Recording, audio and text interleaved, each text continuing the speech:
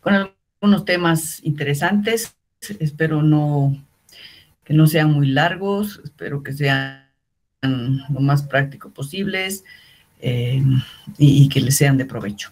Entonces, voy a comenzar presentando mi pantalla.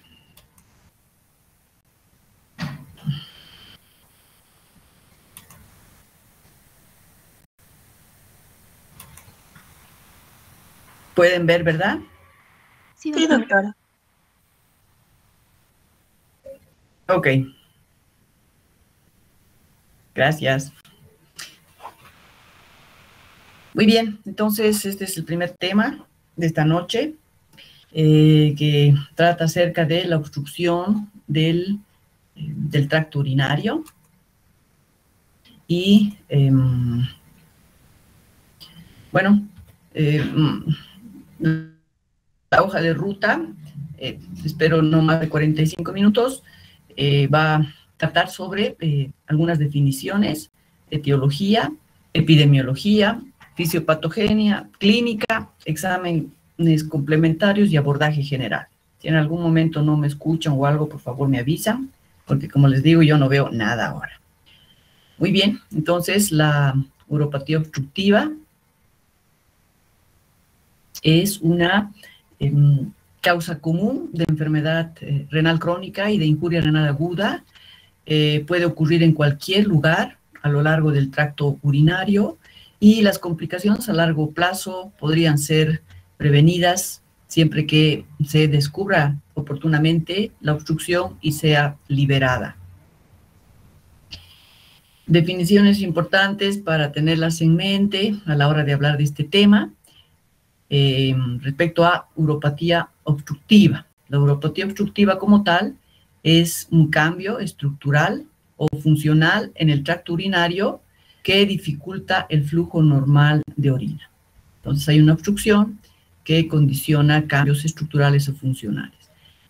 En cambio, la nefropatía obstructiva ya es un daño irreversible estructural del parénquima renal condicionado precisamente por esta obstrucción.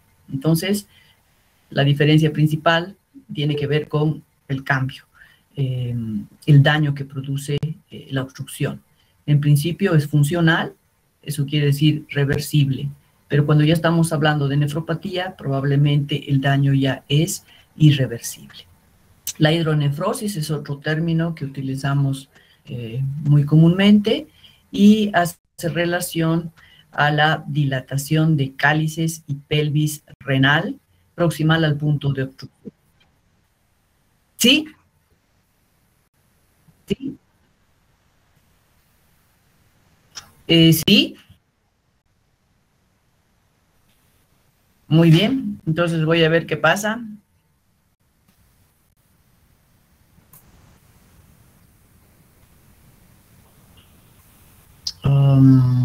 Puede volver a compartir como pantalla completa, doctora, para que se puedan cambiar las diapositivas.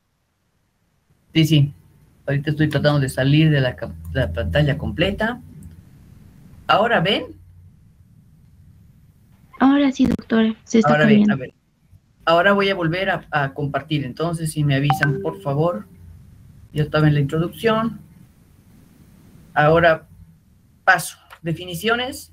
¿Eso llegaron a ver? ¿Se ve? Sí, doctora, se ve lo que dice introducción. Ah, no. Ahora yo ya estoy en definiciones.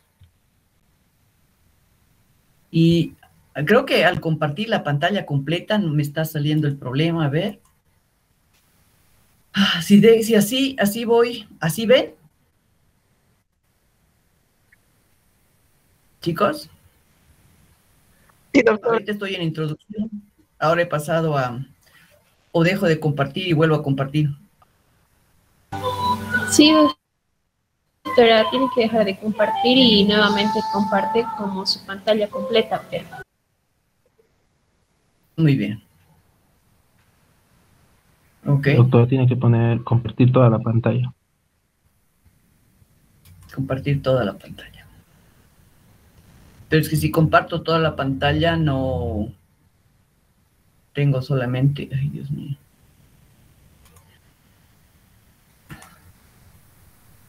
Miren, yo, bueno, pongo una ventana y tengo acceso a mi presentación, porque si pongo toda la pantalla, o primero tengo que poner toda la pantalla y recién comparto, porque aquí, ahí pongo, ahí ven.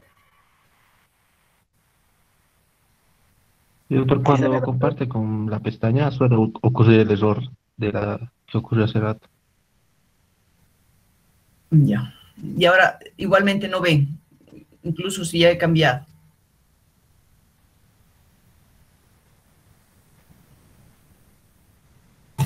Sí se ve, doctora, pero en pequeño. Ya. Entonces me dicen que comparta toda la pantalla. ¿Y cómo la voy a compartir? Si, a ver. Ahí. ¿O no la ven? No, todavía no, doctora. Ya. Se congeló en la introducción, doctora.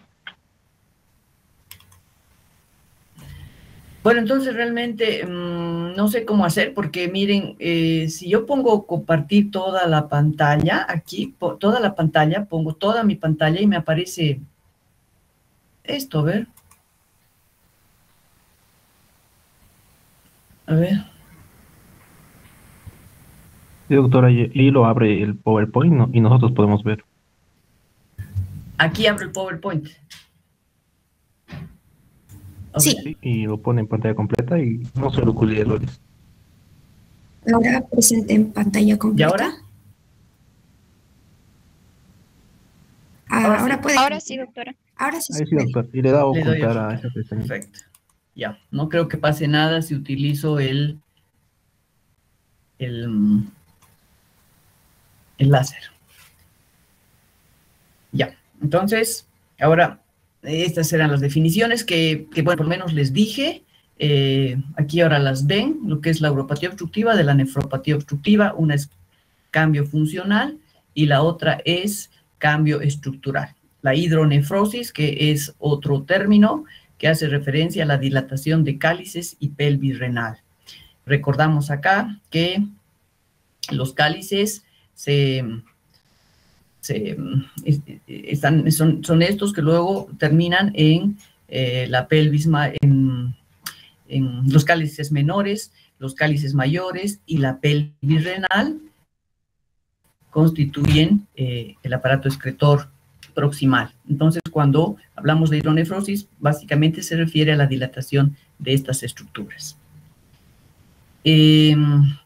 Hidronefrosis y uropatía obstructiva no son términos intercambiables precisamente, aunque la mayoría de las veces los utilizamos así, porque puede existir hidronefrosis sin obstrucción. Esto se da normalmente en situaciones como el embarazo o el reflujo vésico ureteral. Y también puede existir obstrucción del tracto urinario sin hidronefrosis. Esto se da en las fases iniciales de un proceso obstructivo o fibrosis retroperitoneal. Así que sería interesante tratar de emplear los términos adecuados a partir de esta clase. ¿Cómo se clasifica la uropatía obstructiva? Tiene varias posibilidades para clasificarse en base a muchos parámetros. Los más importantes me parece que son, de acuerdo al sitio de obstrucción, que es algo muy importante, se clasifica en alta y baja. ¿Y cuál es el punto de corte para hablar de alta o baja? Es precisamente la unión vésico-ureteral. Entonces, a partir de acá, para arriba es la obstrucción alta y a partir de acá para abajo es la obstrucción baja. Ambas pueden ser en realidad unilaterales o bilaterales, pero es más probable que una obstrucción baja sea bilateral, sobre todo cuando estamos hablando de problemas a nivel de la próstata. De acuerdo a la duración, también es importante una clasificación aguda y crónica. Aquí el problema es hablar de qué momento y cuántas horas o cuántos días podemos decir que una uropatía obstructiva es aguda. Bueno, no se tiene una claridad meridiana al respecto, pero pueden darse procesos irreversibles hasta en 2 días, pero también puede extenderse un daño reversible hasta 2 semanas. Así que no es algo totalmente claro, pero bueno, básicamente aguda nos habla de cambios funcionales y crónica de cambios estructurales sin tener muy bien definido el tiempo exacto, ¿no? De acuerdo a la etiología, se clasifican en congénitas y adquiridas, ¿no? Las que más nos interesan son adquiridas porque hablamos de nefrología o de problemas de adultos. Esta uropatía adquirida, a su vez, puede ser baja y alta, que ya hemos visto cuál es el corte, y puede ser extrínseca o intrínseca. La intrínseca, a su vez, puede dividirse en intraluminal y extraluminal. Estas son las causas principales de uropatía obstructiva del tracto superior, sobre todo en las extrínsecas, aunque son muchas que no vale la pena mencionarlas todas, las tienen ahí. Una de las importantes en nuestro medio es la uropatía obstructiva por cáncer cérvico-uterino en la mujer, ¿no? Es una de las principales causas que vemos a diario en el hospital público. Por supuesto que hay otras, pero esta es remarcable. En el sistema vascular no se puede dejar de considerar algunas, como por ejemplo los aneurismas o algunas arterias aberrantes que pueden generar una compresión del uréter. O en el tracto gastrointestinal también es interesante ver que la enfermedad de Crohn, que afecta principalmente al ilion, puede generar un proceso obstructivo. Y en el espacio retroperitoneal hay muchas estructuras que también por compresión externa de la vía urinaria pueden generar obstrucción. Dentro de las causas intrínsecas, ahí están las intraluminales, que tienen que ver básicamente con los depósitos de cristales en la conocida litiasis renal. Ahí también, cuando hay procesos inflamatorios y material papilar que se desprende, puede generar obstrucciones, ni qué decir los coágulos y los hongos. No es algo que veamos muy comúnmente estos últimos, pero las litiasis sí. Y la obstrucción intramural, que puede ser funcional o anatómica, funcional con fenómenos, ¿no?, de contracción, de constricción ureteropélvica o ureterovesical, como se da en los casos de esclerosis múltiple o con el uso de anticolinéticos. Y los anatómicos tienen que ver con tumores benignos o malignos y también infecciones. Entonces, de las causas extrínsecas, la más importante será el cervix, el carcinoma de cervix. De las causas intrínsecas, la que más conocemos son las litiasis renales. Y dentro de la obstrucción del tracto inferior, que también hay causas anatómicas, causas funcionales, tanto ureterales como vesicales. Bueno, acá es importante tenerlas en cuenta. Aquí también se pueden encontrar los cálculos, igualmente los coágulos, problemas de fimosis en los varones. Y en las causas funcionales, una de ellas es, y muy importante, es la hiperplasia prostática, ¿no? Entonces, la principal causa de uropatía obstructiva en el varón, la próstata, y en la mujer el carcinoma, el cáncer cérvico-uterino. Las causas anatómicas no se pueden dejar de considerar, que alguna vez hemos visto cálculos que llegan a descender hasta la vejiga y pueden obstruirla, igualmente los traumas o las fracturas. Y las causas funcionales que tienen que ver con los problemas neurogénicos, cuando hay daño espinal, que no es infrecuente en pacientes diabéticos y en pacientes parapléjicos que han tenido accidentes. ¿Cuál es la epidemiología de la uropatía obstructiva? Bueno, en realidad es una patología frecuente a cualquier edad, pero sí tiene alguna distinción respecto al género, ¿no? La obstrucción congénita es más frecuente en varones, en los niños, ¿no? Por esto de las valvas posteriores en la uretra.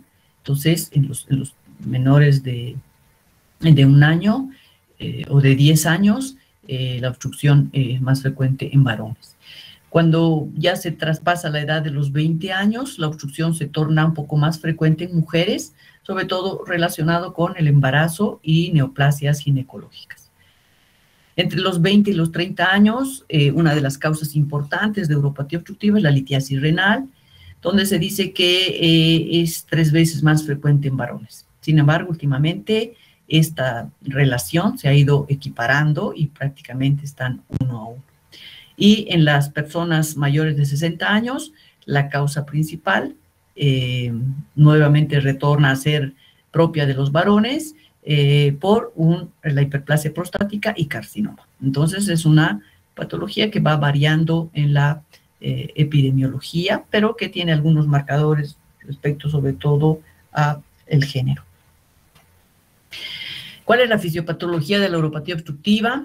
Bueno, es muy interesante esto. Genera cambios profundos, tanto en la dinámica glomerular como en la función tubular.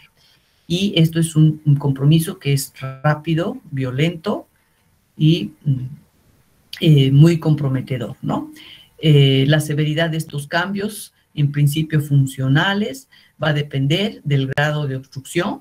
No es lo mismo que sea una obstrucción parcial o completa, de la proximidad al riñón de la obstrucción. Entonces pareciera ser que mientras más cerca al riñón puede ser más compleja la obstrucción, y de la duración. Hemos dicho que más allá de 48 horas algunas lesiones pueden ser irreversibles y en otros casos más allá de 2 semanas. ¿Qué acontece una vez que se produce la obstrucción? Entonces hay una serie de procesos, una cascada de acontecimientos que comienzan en la parte glomerular con un periodo breve de hiperemia, ¿no? Es decir, hay una vasodilatación por dilatación de la arteriola aferente.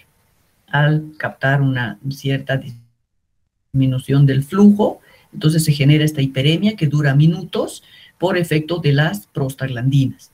Y esta es la llamada fase hiperémica temprana. Pero poco tiempo después, la persistencia del proceso obstructivo lo que genera es una vasoconstricción progresiva y gradual de la arteriola aferente. Y esto debido a la acción y liberación de sustancias como la angiotensina 2, el tromboxano y la prostaciclina. Entonces, esta es una fase vasoconstrictora tardía. Tanto esta vasoconstricción progresiva gradual de la arteriola aferente disminuye el flujo plasmático renal, así como el incremento inicial de la presión hidrostática intratubular cuando se genera una obstrucción, devienen en la disminución de la filtración glomerular. Entonces es acá que se instala el problema renal cuando hay una disminución de filtración glomerular por este fenómeno de disminución del flujo sanguíneo y esta contraposición de presión hidrostática que supera la presión de la fracción de filtración, constituyéndose en causas de una disminución de la filtración glomerular, que en definitiva es la que lleva a la falla renal. Entonces, si nosotros queremos un poco acompañar de una manera más objetiva cuáles son los cambios que se generan en 3 variables muy importantes, como son la presión ureteral, el plasma renal, el flujo plasmático renal y la filtración, tenemos esta gráfica donde vemos acá en la vertical el tiempo en horas y aquí la cantidad, el porcentaje de presentación de estas condiciones.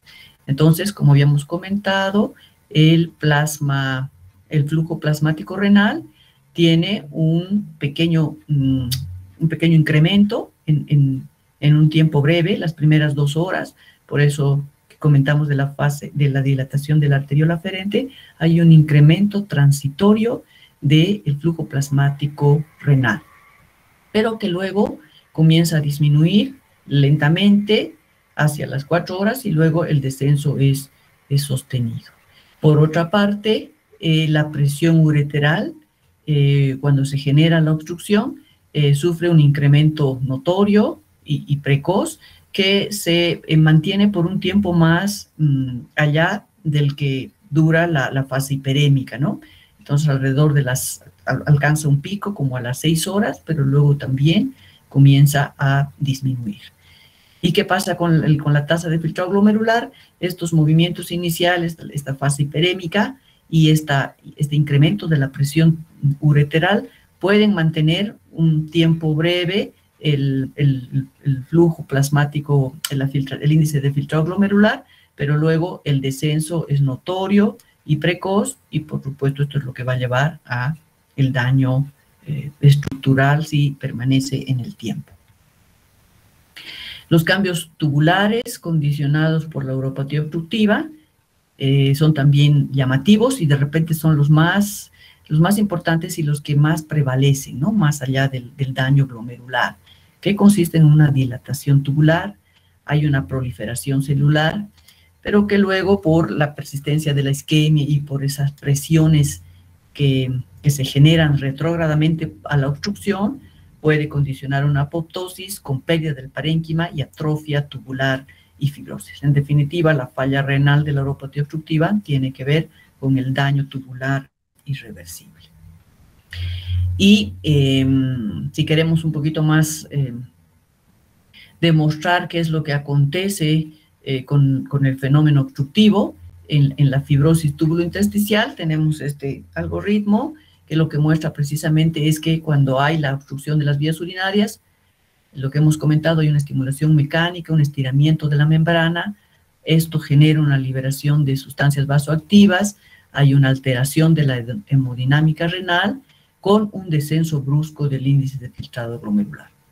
Y esto es lo que podríamos conocer la fase de la lesión renal aguda o injuria renal aguda. Pero cuando hay un fenómeno obstructivo que persiste en el tiempo, entonces además acontece otro fenómeno que es la liberación de sustancias quimioatrayentes que lo que llevan es a la reacción inflamatoria con infiltrado principalmente de macrófagos.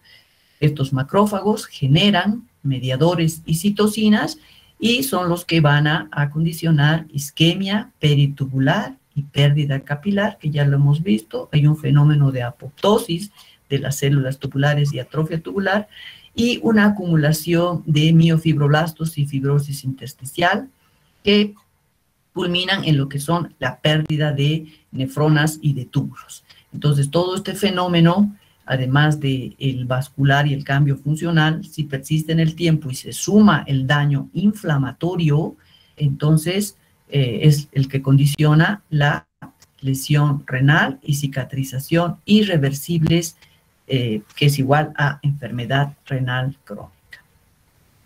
Entonces, ¿cuáles son los cambios y cómo vamos a nosotros poder inferir que está generándose todo este problema microscópicamente? Bueno, por los cambios en la función tubular que tienen que ver principalmente con la alteración en la regulación de agua y electrolitos. Son 3 alteraciones principales que tienen que ver con la disminución de la capacidad de concentración de orina.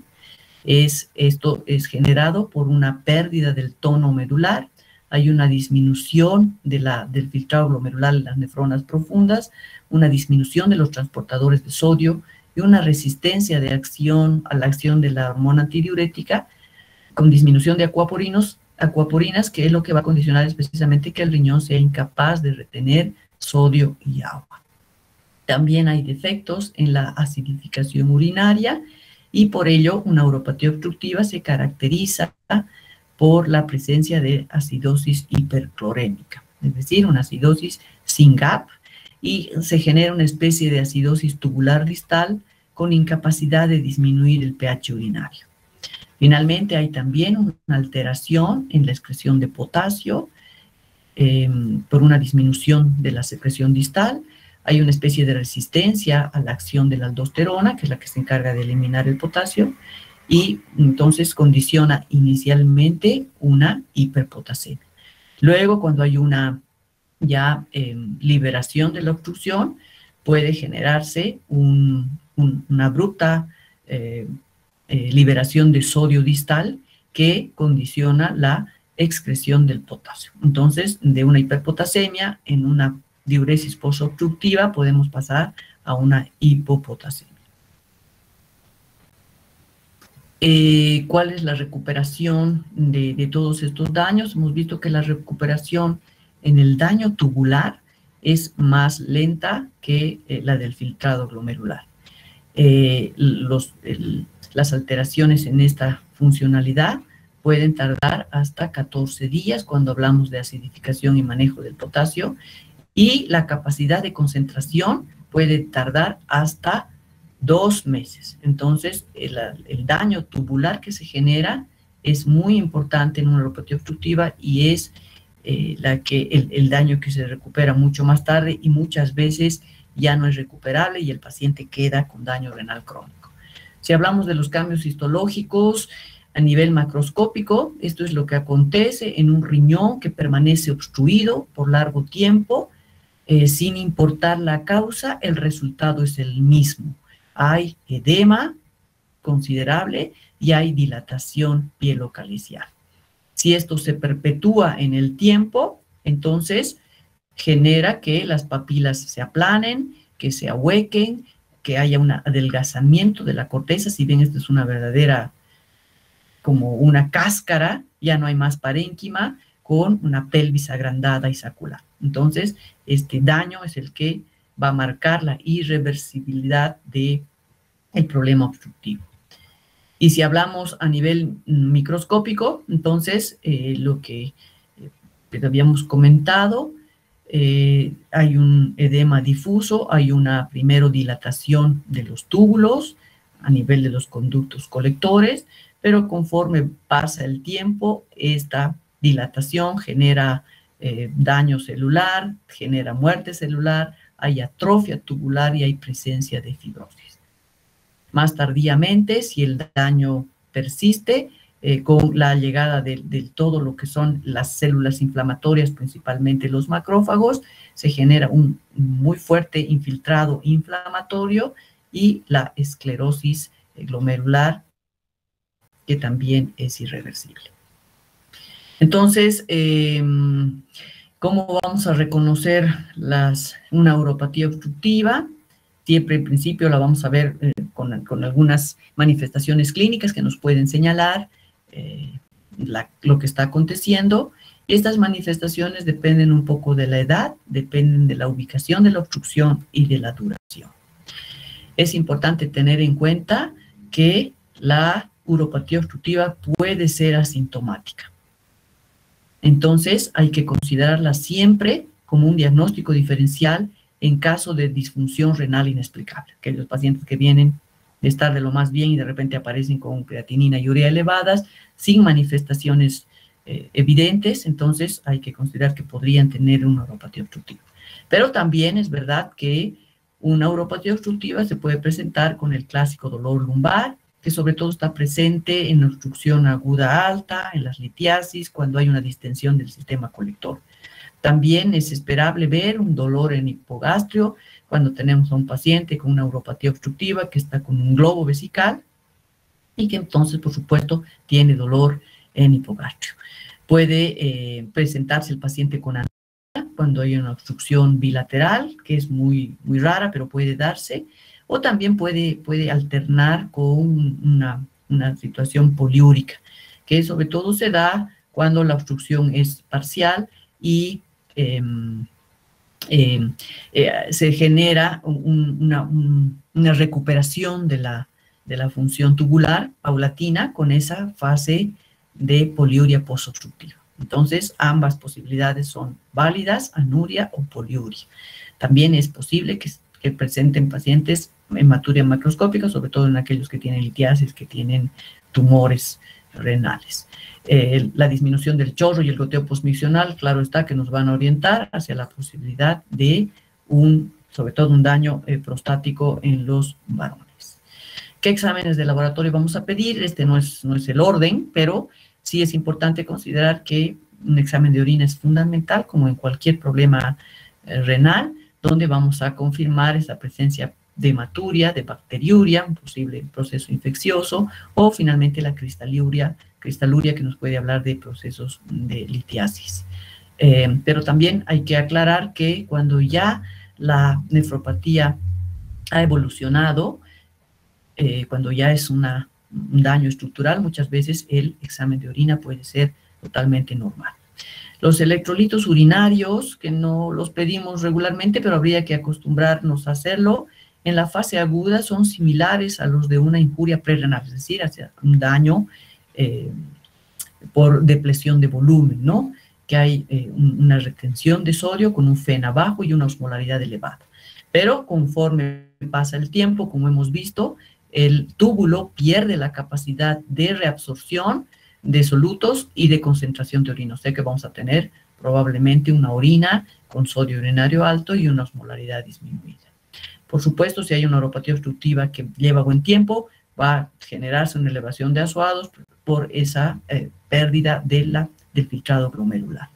Y en el ácido base hemos visto que una uropatía obstructiva condiciona acidosis metabólica hiperclorémica con hipercalemia. Hipernatremia se puede dar eventualmente cuando el riñón está en una fase parcial de recuperación y está en esa, orinando o incapaz de concentrar la orina. Entonces, se produce una diabetes insípida nefrogénica. ¿Cuáles son los exámenes de gabinete?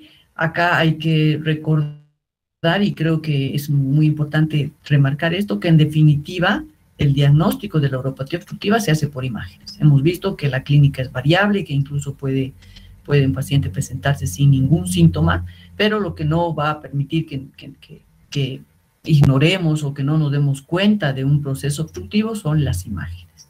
Y por supuesto, no podemos nunca dejar de mencionar a la ecografía renal, que es la preferida por ser segura y de bajo costo, está a disposición. Hoy por hoy en la guardia hasta los médicos emergentólogos ya manejan el ecógrafo y pueden hacer un EcoFast para ver los riñones.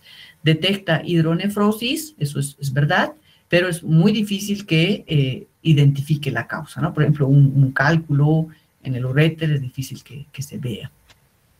Entonces, también puede generar falsos negativos en casos de una uropatía obstructiva no dilatada, como hemos visto en un embarazo o en una fase inicial, y también puede generar falsos positivos cuando hay leve hidronefrosis en ausencia de obstrucción.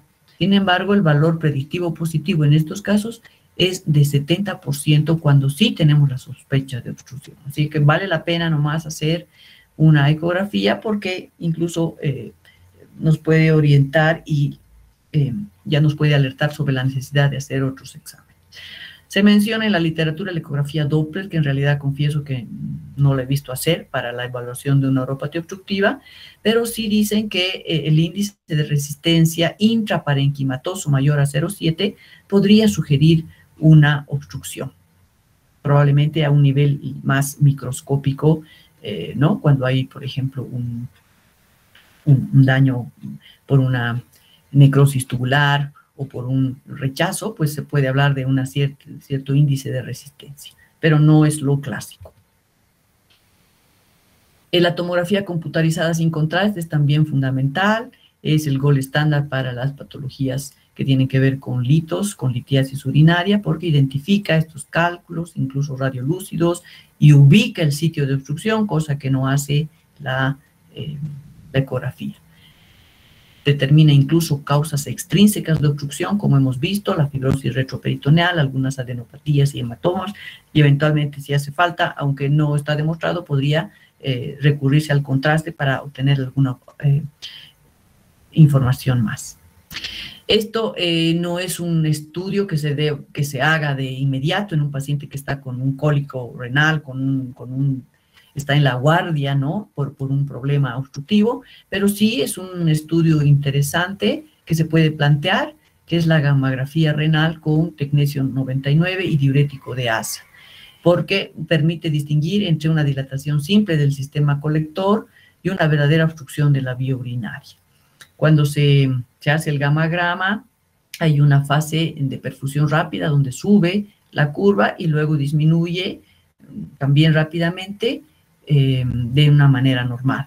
Pero cuando hay una obstrucción, entonces lo que se ve es que puede haber una buena impregnación, una perfusión, pero la excreción se ve disminuida. En este momento es que se inyecta la furosemida, y si el fenómeno no es mecánico, entonces la furosemida de algún modo logra que se alcance una curva de excreción. Entonces, por eso es que se habla de que si hay una verdadera obstrucción, pues ni la furosemida va a ser buena para lograr un descenso de la curva. Pero si hay una obstrucción funcional, probablemente la furosemida nos puede hacer la distinción. Esto, como les digo, no es un diagnóstico, no es un recurso diagnóstico de inmediato, pero sí se puede plantear y tiene su utilidad. La urografía con resonancia magnética, que no es algo que manejemos a menudo, aunque ahora cada vez más la resonancia magnética está tomando fuerza, tiene una similar utilidad que la tomografía, y se habla acá que principalmente es válida para niños. Pocas veces hemos hecho esto, o creo que nunca, por lo menos en el Hospital Viena. Otros exámenes de gabinete importantes son la pielografía retrógrada, que identifica el sitio y causa de obstrucción. Es útil en caso de esta sospecha de obstrucción sin dilatación. Necesita la realización de una cistoscopía, ¿no? Para poder hacer un disparo y ver el sitio de obstrucción a nivel inferior. En cambio, la pielografía anterógrada se plantea cuando hay una canulación de una pelvis dilatada, por ejemplo, por una nefrostomía. Entonces, se puede hacer también un disparo y valorar el sitio proximal de obstrucción. Entonces, estos son recursos que, claro, son más propios de los radiólogos intervencionistas o de los urólogos. La cistoscopía, que es también muy importante para la obstrucción baja, porque nos permite ver la uretra, la vejiga, la desembocadura de los uréteres, que muchas veces están obstruidos, ya sea por material intraluminal, intramural, o extrínsecamente por algún proceso tumoral. Entonces, también nos permite valorar funcionalmente la vejiga y hacer algunos estudios urodinámicos, que bueno, tampoco se hacen, por lo menos en el hospital público, pero sí tengo entendido que en otros sitios y en otros hospitales el estudio urodinámico de vejigas que tiene para la aclaración es muy útil. En toda patología no hay que olvidarnos de tratar de plantear el diagnóstico diferencial, ¿no? Y esta no es la excepción. Cuando tenemos una dilatación no obstructiva del tracto urinario, entonces hay que considerar lo que habíamos dicho, el reflujo vesicoureteral, administración de diuréticos que pueden generar un volumen urinario muy grande y dilatar la vía urinaria, lo propio con la diabetes insípida. También pueden haber megacálisis congénitos, que lo que hacen parecer es que hay una dilatación, o una pielonefritis crónica, o una atrofia posobstructiva, que hemos visto con frecuencia, los varones con uropatía obstructiva prostática, que pocas veces consultan oportunamente, entonces desarrollan una hidronefrosis tan marcada que luego, una vez que se desobstruye, pues el daño ya es irreversible y queda esa dilatación sin poderse revertir. Otras causas de disfunción renal en caso de anuria, por ejemplo, cuando estamos frente a un paciente con anuria, claro que la posibilidad es que sea una uropatía obstructiva, pero quedan otras tantas que hay que descartar, como son el shock, el síndrome urémico hemolítico, o una necrosis renal cortical, o incluso una obstrucción arterial renal bilateral que puede producir una isquemia y una anuria súbita. Otros detalles y hallazgos interesantes, que cuando estamos frente a una uropatía hay que ser muy acuciosos para descartar los quistes parapiélicos, por ejemplo, que pueden generar, o peripélvicos, que pueden confundir como si fuera una uropatía obstructiva. Creo que esta mañana cabalmente he visto una ecografía así, y yo he creído que era una uropatía obstructiva, podría ser un quiste peripélvico. En realidad ahora recién pienso que tengo que verificar bien eso, porque el ecografista informó como normal la ecografía, pero sin embargo yo veía una imagen así, como de una uropatía obstructiva. Podría ser un quiste peripélvico. Y también la pelvis extrarrenal, que es una variante anatómica, pero no necesariamente supone una obstrucción, o las venas renales dilatadas, que también pueden dar una falsa imagen. Así que para eso necesitamos un buen ecografista que nos muestre estas posibilidades. Muy bien, y ya para ir finalizando, ¿cuál es el diagnóstico en un algoritmo que nos puede ayudar, sobre todo para ser muy prácticos, cuando estamos con sospecha de obstrucción renal en un paciente que viene?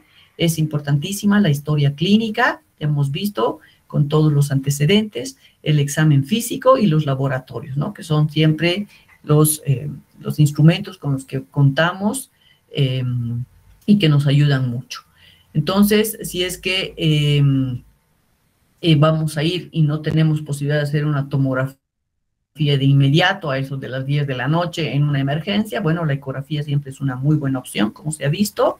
con valoración del residuo postmiccional, que puede ser importante, ¿no? Si hay un residuo postmiccional patológico, entonces, por supuesto, si es que antes no ya han demostrado que hay un globo vesical, ahí no necesitamos hacer una ecografía, pero si esto no se ha evidenciado y hay un residuo postmiccional patológico, entonces cateterizar, ¿no? La sonda Foley es súper importante. Y si hay un fenómeno que obstruye y no hay posibilidades de cateterizar, entonces un recurso también es la nefrostomía, ¿no? Aunque tampoco este es un procedimiento de emergencia, aunque debiera ser, pero no lo es. Entonces, esas son las dos opciones cuando vemos que hay un residuo postmiccional patológico. Si tenemos la opción de hacer una tomografía renal simple, sobre todo en caso de dolor lumbar, entonces podemos evidenciar dos cosas, si hay hidronefrosis o no hidronefrosis. Si no hay hidronefrosis, entonces, aunque ya hemos dicho que no son equiparables, puede no haber obstrucción en presencia de hidronefrosis, pero si aún así tenemos la sospecha de que hay una obstrucción, entonces sería oportuno hacer la gammagrafía renal con furosemida para descartar esta obstrucción funcional, o finalmente hacer una pielografía retrógrada, ¿no? Hemos dicho para hacer un cateterismo vesical y hacer un disparo para poder ver si hay alguna obstrucción que no se está observando. Si hay hidronefrosis, entonces inmediatamente habrá que proceder, ya sea con nefrostomía o con catéter doble J. La indicación del manejo de la hidronefrosis es más de urología, pero esto es también motivo de mucha controversia con esta especialidad, porque nosotros sabemos teóricamente lo que hay que hacer, aunque no procedemos a ejecutarla, ¿no? Los urólogos sí, aunque hoy por hoy cada vez más los radiólogos intervencionistas son los que están encargando de manejar la hidronefrosis. Entonces, todo esto lleva a que siempre tenemos que buscar otros estudios, ¿no? Para determinar la causa, urografía con resonancia, si tenemos esas posibilidades, un TAC renal, un ORATAC, o la gammagrafía renal que ya hemos comentado también acá.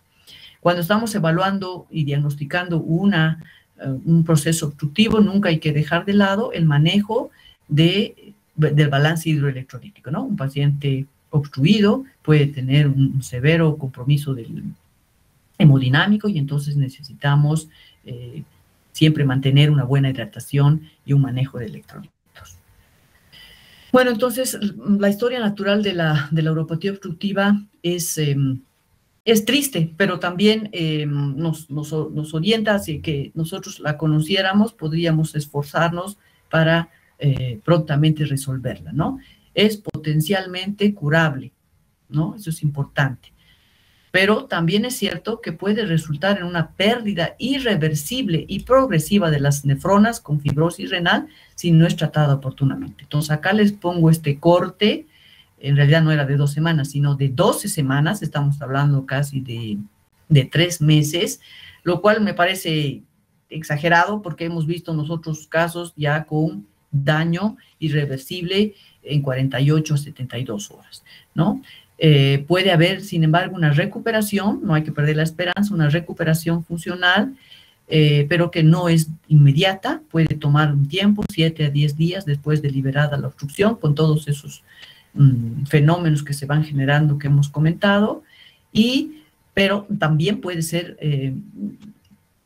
pasible a una recuperación parcial, ¿no? Es decir, que ya son pacientes que quedan con un daño renal, no con indicación de terapia dialítica, pero ya con un daño renal avanzado que tenemos que ir siguiendo porque obviamente su futuro va a ser la necesidad de diálisis en un tiempo no muy lejano. ¿Cuál es el tratamiento? Entonces, el tratamiento está determinado una vez más por la localización de la obstrucción. ¿Cuál es la causa? Por supuesto, no se tratan igual las causas. Todo depende de a qué nivel se encuentre y cuál sea el género y el grado de compromiso renal. Entonces, este tratamiento, que no lo vamos a desglosar porque involucra a muchas otras especialidades en realidad, la uropatía obstructiva en general es de manejo quirúrgico, ¿no? Es de manejo en el cual participa muy, muy importantemente urología, ¿no? No siempre se da esto, pero los urólogos son los que tendrían que estar pendientes de este manejo más que los nefrólogos. Sin embargo, los nefrólogos son los que al leer resaltan porque los nefrólogos son los que tienen muy en claro que si esta obstrucción no se resuelve, entonces sus pacientes van a pasar a ser nefrológicos porque van a tener una insuficiencia renal, ¿no? Entonces, ese es el mensaje principal. Una obstrucción tiene que ser resuelta, diagnosticada y resuelta lo antes posible para evitar la progresión a la insuficiencia renal. Bueno, entonces, eso es todo por ahora en la primera clase. Son más o menos 40, 45 minutos. Espero que no extenderme más, porque tampoco la atención da para más. Así que si tienen alguna duda, con mayor gusto la trato de absolver.